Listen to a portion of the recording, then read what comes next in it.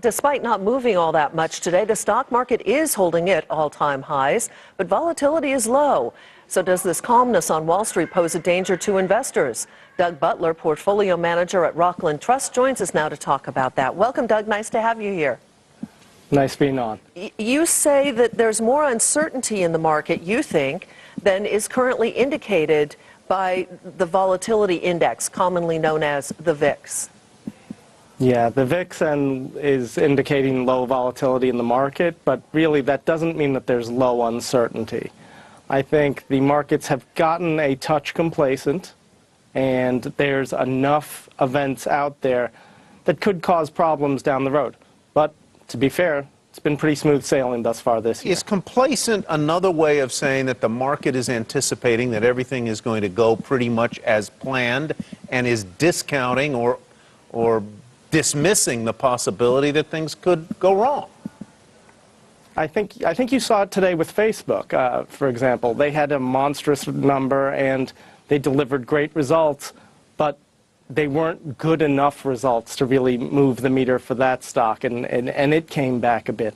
I think really the markets are pricing in corporate profits continuing to grow at a very fast pace. I think it's 13 or 14% for this past quarter. And again, if we continue to see corporate profit growth of this level, low unemployment, low inflation, relatively, wage inflation not really going anywhere, we'll continue to see the stock market move up, but that's a lot of ifs. What about the geopolitical risk that is out there? North Korea certainly comes to mind, but also, the upcoming French election, the Brexit negotiations. There are a number of big headline risk stories that are out there. Yeah, I think we learned, 6 or 7 months ago that somebody who has a 15% chance of winning can actually win. And that, in the French election, if Marine Le Pen wins, that's going to be a shock to the system.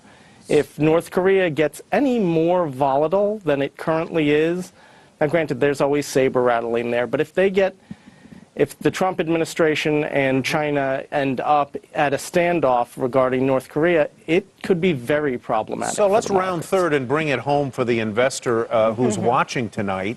If I buy your argument, what should I do?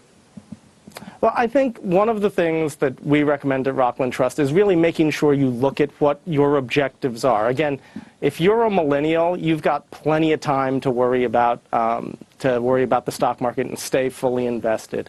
If you're a retiree, you really should be looking at your overall asset allocation and making sure it's in line with what risks you can take. And the other thing is, again, people have had a really good run in the stock market for the last year and, frankly, for the last 7 years. If you haven't rebalanced your portfolio and taken some of your winnings off the table, now might be a good time. Doug, we'll leave it there. Thank you so much for joining us. Doug Butler with Rockland Trust.